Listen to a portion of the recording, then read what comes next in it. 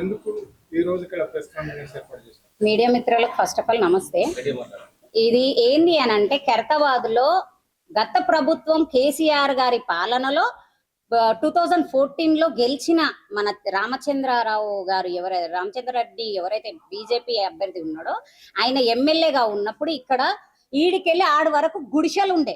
గుడిసెలు అంటే కూడా ఎట్లా అంటే చిన్న చిన్న ఇల్లులు, ఇద్దరు ముగ్గురు కొడుకులు ఉన్నా గానీ ఆ చిన్న చిన్న గుడిసెలల్లా నీళ్లకు వానకు నాని ఎండకు ఎండి వాళ్ళు పడ్డ కష్టాలను చూసి కేసీఆర్ గారి దగ్గరికి కేసీఆర్ గారిని ఇక్కడ పిలిపించి ఇవన్నీ చూపిస్తే, ఎందుకంటే ఆయన బోలాశంకరుడు కదా కేసీఆర్ గారు, ఆయన ఫండ్స్ రిలీజ్ చేసి ఇవి ఇంత పెద్ద డబుల్ బెడ్రూమ్లు. ఇప్పుడు మొన్న మీరు చూసినట్టయితే ఈయన ఎవరు హిట్లర్, ఇప్పుడు మన రాష్ట్రాన్ని వెళ్తున్న హిట్లర్ గారు రేవంత్ రెడ్డి గారు ఏమన్నారు, ఏడ ఉంటదో ఇల్లు ఆడ ఇయ్యాలి, అక్కడెక్కడనో ఇచ్చిండు అని అన్నారు కదా.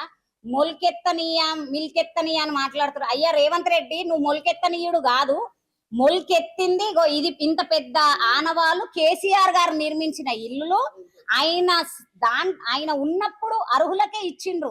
ఎందుకంటే ఏ ఎమ్మెల్యేకు ఏ లీడర్లకు అర్హత ఇయ్యాలని చెప్పేసి కేవలం ఐఏఎస్ ఆఫీసరే లాటరీ ద్వారా ఇయ్యాలని చెప్పేసి అసలైన అర్హులకు ఇస్తే, మీ గవర్నమెంట్ వచ్చినాక ఈ 2.5 సంవత్సరాల నుండి మీరు చేసే అరాచకం ఏంది అని అంటే, ఒక పార్టీలో గెలిస్తే రాళ్లతోటి కొట్టండి, మా పార్టీలో తీసుకోమని అన్నావు, కానీ పూల బాటేసి నువ్వు పిలిపించుకొని అటువంటి ఎమ్మెల్యేలను మా నెత్తిమీనికి తెచ్చి మేము కష్టపడి ధర్నాలు చేసి అన్ని చేసి మేము ఇది సాధించుకుంటే కేసీఆర్ గారు దయ చూపిస్తే, రామచంద్రారావు గారు 2014లో ఎమ్మెల్యేగా ఉండి ఆయన మాకు సపోర్ట్ చేస్తే ఎమ్మెల్యే గారి నిధిలో నుండి ఇవన్నీ ఇంత మంచిగా ఇక్కడ డి బ్లాక్ నుండి ఏ బ్లాక్ వరకు ఇంత మంచి నిర్మాణాలు నిర్మించుకుంటుంటే, ఇగో ఈ పెద్ద మనిషి అవిదియన్, ఈ పెద్ద మనిషి ఈయనకు 2 ఇండ్లు ఉండే, ఇవన్నీ వదిలేసి ఇప్పుడున్న మన ప్రెసిడెంట్ నాగేందర్ గారు, ఆయన బీఆర్ఎస్ కాంగ్రెసా తెలియదు, ఎందుకంటే బీఆర్ఎస్ బీ ఫామ్ మీద గెలిచిండు, మేము గెలిపించుకున్నాం, మేము ఓట్లేసినాం. ఇక్కడ ఖైరతాబాద్ ప్రజలు ఓట్లేస్తేనే ఆయన ఎమ్మెల్యేగా గెలిచిండు. గెలిచినాక ఆయన కాంగ్రెస్ లో పోయినాడని మేమంటే కాంగ్రెస్ లో లేను, బీఆర్ఎస్ లోనే ఉన్నాను అని అంటాడు. కానీ ఆయన ఏ పార్టీలో ఉన్నాడో మాకు తెలియదు, ఎందుకంటే ఆయన దగ్గరకు మేము పోలేము. ఆయన లైవ్ లో చెప్తలేడు నేను ఏ పార్టీలో ఉన్నాను అని. ఆయన అనుచరులకు అంత ఉన్న వాళ్లకు ఫైనాన్సర్లకు ఇంట్లో డబుల్ బెడ్రూమ్లు ఇచ్చారు. ఇప్పుడు మీరు చూసినట్టయితే మిమ్మల్ని తీసుకుపోయి చూపించిన రెంట్ కూడా ఇస్తున్నారు. అంటే వీళ్ళు అర్హులను వదిలేసి ఇటువంటి పేద ప్రజలను వదిలేసి గర్భిణి ఈమె ఈ గర్భం పెట్టుకొని ఈమె ఇల్లు తిరుగుతుంటే ఊరూరు తిరుగుతుంటే ఈమె అర్హురాలు, అవి వీళ్ళకి అన్ని ఎవిడెన్స్ ఉన్నాక. ఇంకోటి మొన్న లాస్ట్ ఈ పాప వీళ్ళ అమ్మ ఐసీలో ఉంది, ఇల్లు రాలేదన్న బెంగతోటి వీళ్ళకు ఇన్ని గణం వచ్చినాయి. ఇది గవర్నమెంట్దే కదా. మన రేవంత్ రెడ్డి గారికి అయితే చదువు రాదు, కనీసం ఎమ్మెల్యే గారికి చదువు వచ్చు కదా. ఇవి ఎందుకు కనబడతలేవు? ఎమ్మెల్యే గారికి ఎవరు ఓట్లేస్తారు? మీ లీడర్లు వేస్తే ఓట్లేస్తే మీరు గెలవలేరు సార్. మేము ఈ పేద ప్రజలు ఓట్లేస్తే గెలిచిర్రు, మీ లీడర్లు మీ దగ్గర తీసుకొని పండుకున్నారు. మీకు ఓటేసి మీ గెలుపుకు ఒక బాట వేసింది గిసొంటి పేద ప్రజలే. కొద్దిగా మళ్ళా నెక్స్ట్ టైం మీరు రావాలనుకుంటురా లేక కూర్చోవాలనుకుంటురా నాకైతే అర్థమైతలేదు. మీ చరిత్రలో పేద ప్రజలకు ఇది చేసిండ్రు అనేది మాత్రం లేదు. మా దురదృష్టం ఏంటంటే ఖైరతాబాద్కు కార్పొరేటర్ అట్లనే ఉంది, ఎమ్మెల్యే అట్లనే ఉంది. పేదలను పట్టించుకోరు, కేవలం నెల రోజులు పట్టించుకుంటారు. ఎలక్షన్స్ ముందు వాళ్ళకి దండాలు పెడతారు, వాళ్ళ కాళ్ళు మొక్కుతారు, ఓట్లు తీసుకుంటారు. ఓట్లు తీసినాక 5 సంవత్సరాలు వాళ్ళు హరిఘోష పడాలని చెప్పేసి వదిలేసేస్తారు. అంటే ఇది ఎక్కడ న్యాయం? ఖచ్చితంగా ఎవరెవరికైతే మీరు అలర్ట్ చేసిండ్రో అది రిజెక్ట్ చేయాలి. మీరు ఇచ్చుకోండి, మీ దగ్గర ఉండేటోళ్ళకి ఇచ్చుకోండి, మీ కార్యకర్తలకు ఇచ్చుకోండి, ఏడిచ్చుకోండి, మీ ఓన్ గా ఇచ్చుకోండి. మీ దగ్గర మస్తు ల్యాండ్లు ఉన్నాయి, మీరు కట్టించుకోండి. మీ వెనక ఇప్పుడు మీరు ఏడనైతే బంజారాయిల్స్ ఉంటారో వెనకలా మీరు కబ్జా చేసిండ్రు అని చెప్పేసి లాస్ట్ మీ మీద బాగా ఎలిగేషన్స్ వచ్చినాయి. ఆడ ఓపెనే ఉంది కదా ల్యాండ్, ఆడ డబుల్ బెడ్రూమ్లు కట్టియండి సార్, మీరు ఆడ కట్టించి ఇవ్వండి వాళ్ళకు. అంటే వాళ్ళు ఎక్కడెక్కడ ఉండి ఇక్కడ అర్హులకైతే ఇయ్యరు, కానీ ఇక్కడ ఏది లేకున్నా గానీ వాళ్ళకి ఇల్లులు ఉన్నా 4th ఫ్లోర్ బిల్డింగ్లు ఉన్నా గానీ వాళ్ళ ఫైనాన్షియల్ ఉన్నా గానీ వాళ్ళకు మాత్రం మీరు ఇస్తారు. ఇదెక్కడ న్యాయం? ప్రజలకు న్యాయం చేయండి. మీరు దర్జాగా కూర్చొని నేను ఎమ్మెల్యే అని చెప్పుకుంటున్న సీటు మాత్రం ఖచ్చితంగా ఖైరతాబాద్ ప్రజలది, ఈ పేద ప్రజలది, గది గుర్తు పెట్టుకోండి. ఈడికి ఆగేది లేదు. ఇంకోటి వీళ్ళు కంప్లైంట్ ఇచ్చిండ్రండి లాస్ట్ మే 15th కంప్లైంట్ ఇచ్చిర్రు. కంప్లైంట్ ఇస్తే పోలీసు వాళ్ళు ఏం చేసిండ్రు, కంప్లైంట్ ఇస్తే కంప్లైంట్ తీసుకురు, ఆడియోకు అన్నారు, అది అన్నారు, ఇది అన్నారు, ఓ హడావుడి చేసిరు. మళ్ళీ పోలీస్ వ్యవస్థ ఏం చేస్తుందో నాకు అర్థమైతలేదు. పోలీస్ వ్యవస్థ అంటే ఈ పేద ప్రజలని, విధవరాళ్ళు పింఛను ఇచ్చింది, ఒంటరి మహిళ పింఛన్ ఇచ్చింది కేసీఆర్ గారు. అటువంటి విధవరాళ్ళు ఆమె తిరుగుతుంది, భర్త చనిపోయింది, ఎక్కడని తిరగాలి, ఎట్లా తిరగాలి. పోతేనేమో ఎమ్మెల్యే సాబ్ కలుస్తాడు ఎవరికి, మంచి దర్జాగా ఉన్నోళ్ళకు, తెల్ల బట్టలు వేసుకున్న వాళ్ళకు, అటువంటి వాళ్ళకే కలుస్తారు. అంటే ఇటువంటి వాళ్ళు కనబడతలేరా మీకు? ఇక ఈయన 10 సార్లు పోయినా సార్ వాళ్ళ ఇంటికి తిరిగితే కూడా వీళ్ళకు అసలు 2-3 సంవత్సరాలు తిరిగినా గానీ వీళ్ళకు అర్హత లేదా? వీళ్ళ దగ్గర అన్ని ఎవిడెన్స్ ఉన్నాయి ఖచ్చితంగా.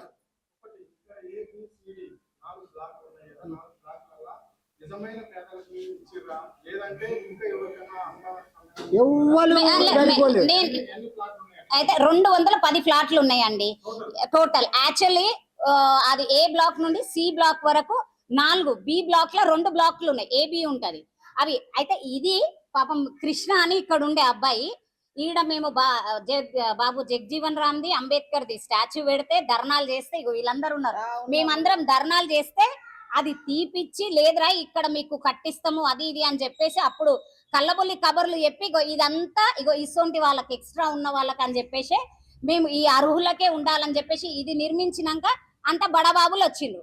కేసీఆర్ గారి ప్రభుత్వంలో కేవలం అర్హులే ఉండాలి, చీటీతోటి ఎవ్వరి ప్రమేయం ఉండొద్దు అన్నారు.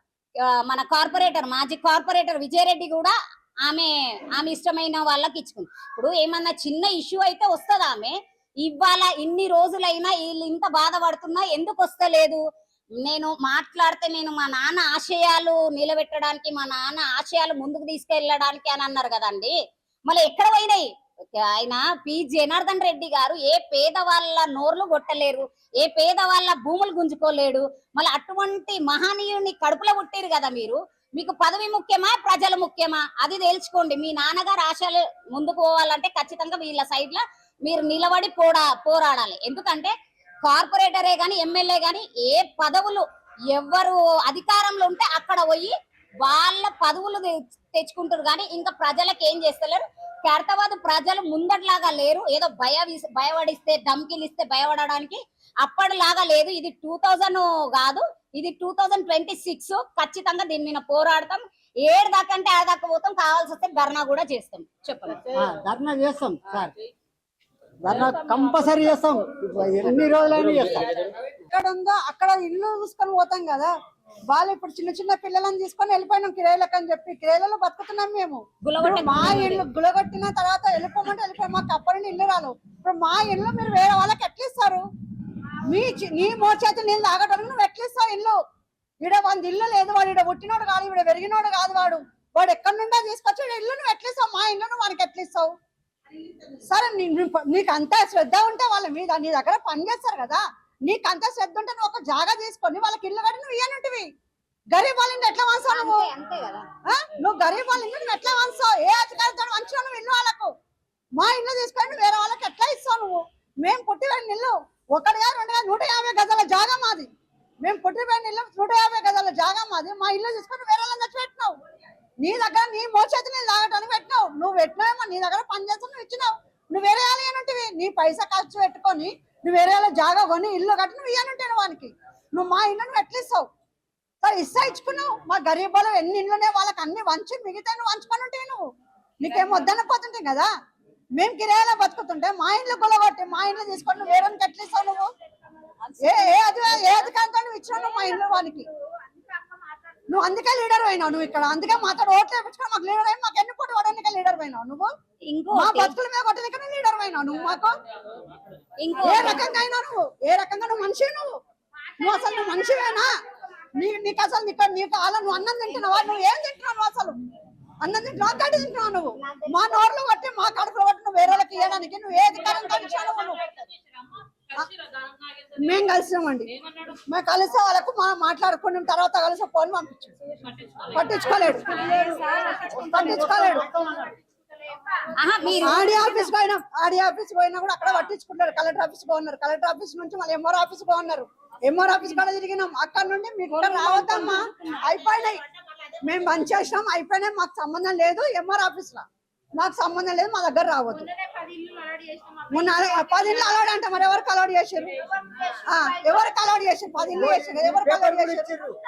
వీళ్ళకి అలవాడు అని చెప్పి వీళ్ళ దగ్గర నుంచి 2 రోజులు పాస్పోర్ట్లు తీసుకొని ఆధార్ కార్డులు తీసుకొని 2 రోజులలో మీకు పట్టా వస్తుంది, మేము ఫోన్ చేస్తాము మీరు రండి వీళ్ళకి చెప్పినప్పుడు మరి ఫోన్ చేయాలి కదా మేడం. 3వ రోజు వీళ్ళు 3వ రోజు ఫోన్ చేసి అడుగుతా లేవు అన్నాడు, అయిపోయి ఇచ్చేసామన్నారు. మరి ఎవరికి ఇచ్చారు? మరి అరువుదారులకు ఇవ్వాలి కదా, మరి మా ఇంట్లో మాకు ఇవ్వాలి కదా, మరి ఎవరికి ఇచ్చారు? మరి ఇంట్లో వాళ్ళు ఇప్పుడు మా ఇంట్లో లేవు, మరి వీళ్ళు ఎక్కడ బతుకుతారు? వీళ్ళ పిల్లలు పెళ్ళిళ్ళు చిన్న చిన్న పిల్లలు పెట్టి ఏడ బతకాలి? వాళ్ళు కిరాయిలు చేసుకుంటా కడుపు తింటారా, రెంట్లో కట్టుకుంటారా, ఎట్లా బతుకుతారు వాళ్ళు? వాళ్ళు బతుకుతారు ఏంది? మరి నువ్వు ఈ బస్సు లీడర్ అయి ఉండి నువ్వు మా నుంచి నువ్వు ఇక్కడ గెలిచి వేరే వాళ్ళకి మేలు చేసి ఇది ఎంతవరకు న్యాయం? మీది ఇది ఎంతవరకు కరెక్ట్ మీకు? మరి ఏం లేదు సార్, కార్యాచరణ ఏం లేదు. ఇప్పుడు వీళ్ళకి ఇప్పుడు ఖచ్చితంగా ఎవరికైతే 10 మందికి ఇచ్చిండ్రో అవి క్యాన్సిల్ చేసి వీళ్ళకి అర్హులు వీళ్ళకి ఇవ్వాలి. ఒక నిమిషం, అర్హులకి ఇవ్వాలి. లేదు అంటే ఖచ్చితంగా ధర్నా చేస్తాం, ఖచ్చితంగా కలెక్టరేట్ ముట్టడిస్తాం. ఎందుకంటే ఈడ వీళ్ళు మాయముంత పాతినోళ్ళు, వీళ్ళు కష్టాలలో నష్టాలలో వీళ్ళు ఉన్నోళ్ళు, వీళ్ళు ఇక్కడోళ్ళు, వీళ్ళ గుడిసెలు ఉండే ఎవరికి గుడిసెలు లేకుండే. ఇంకోటి నాగేందర్ గారికి కొంచెం తెలవాలి, ఎందుకంటే ఆయన కూడా ఈ ఖైరతాబాద్ నుండి వచ్చిండు. ఎవడు ఉన్నాడు ఎవడు లేనోడు తెలియదా?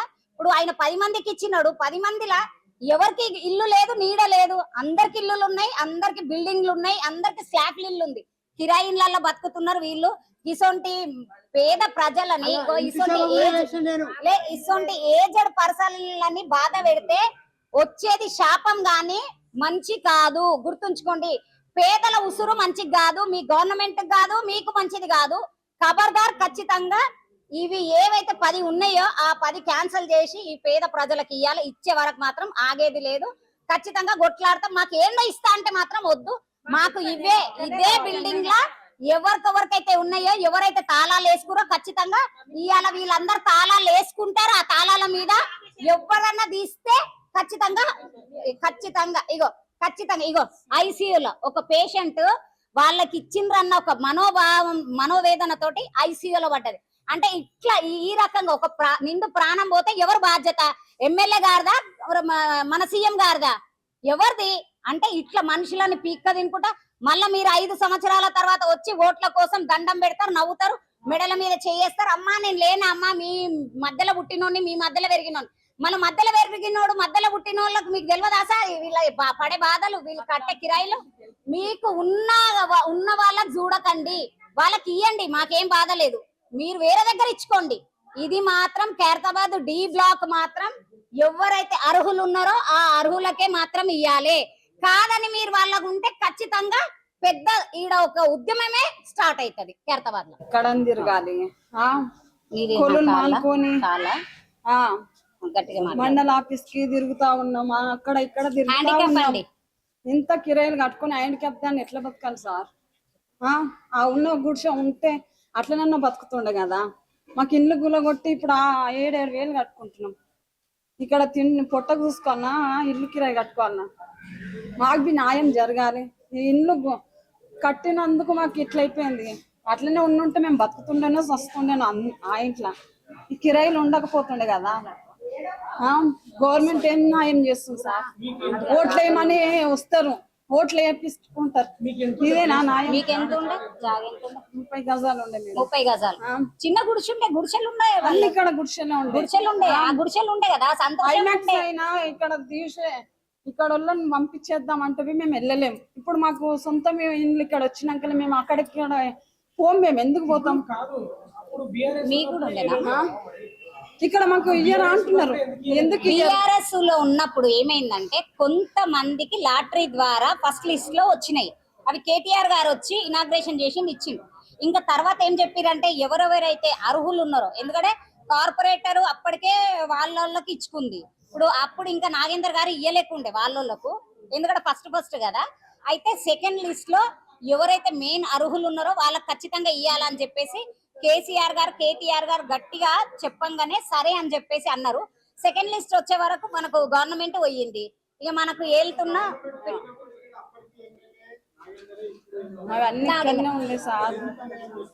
BRS B ఫామ్ మీద గెలిచిన ఎమ్మెల్యే 18 లో గెలిచిండు. 5 సంవత్సరాలు ఇవి ఇల్లులు కట్టడానికి దానికి దీనికి అయినాయి. ఇవి ఇనాగ్రేషన్ అయినాయి. ఫస్ట్ లిస్ట్ లో ప్రశాంతంగా అయ్యింది. ఎవరికి ఒక్క కంప్లైంట్ లేకుండా ఎవరికైతే రాలేదో సెకండ్ లిస్ట్ లో కంపల్సరీ వస్తాయి అని అది ఇది అని చెప్పేసి మాట్లాడినాం. సెకండ్ టైం కూడా 2003లో నాగేందర్ గారు మన బీఆర్ఎస్ బీ ఫామ్ మీదనే గెలిచిండ్రు. గెలిచినాక ఇక గవర్నమెంట్ తారుమారు కాగానే ఇక ఆయన అక్కడ ఒక కాలు ఇక్కడ ఒక కాలు వేసిండు. ఇక మాకైతే తెలియదు ఎక్కడున్నాడు అని. ఇప్పుడు మేము వెళ్దాము అంటే ఆయన బీఆర్ఎస్ లో లేడు, కానీ అనౌన్స్మెంట్ బీఆర్ఎస్ అవుతుంది, మా ప్రోగ్రామ్స్ అయితే వస్తలేడు. ఇప్పుడు మేము ఎవరికి పోయి చెప్పుకోవాలి? ఇప్పుడు అర్హులే ఇంటికి, ఇప్పుడు హ్యాండిక్యాప్ట్ ఉంది, ప్రెగ్నెంట్ లేడీ ఉంది, వాళ్ళ మదర్ బాగలేదు, ఈయన ఇంత పెద్ద ఏజ్ అయినా గేట్ కాడికే రాణిస్తలేడు, గేట్ కాడికే నిలగొడుతున్నాడు అని అంటే మళ్ళీ మాలాంటి లీడర్లు పోతే ఆయన ఇంట్లోకి వెల్కమ్ చేస్తాడా? చేయడు కదా. అందుకనే ఇదే ప్లేస్ లో ఉండే ఇదే ప్లేస్ రెంట్ కి ఈడ లేరు, బయట ఉన్నారు. ఇక్కడెక్కడ బయట ఉండే మా ఇళ్ళన్నీ కాదన్నా, ఇప్పుడు ఇక్కడ ఉన్నానంటే ఇళ్ళని గులగొట్టిరు. మాకు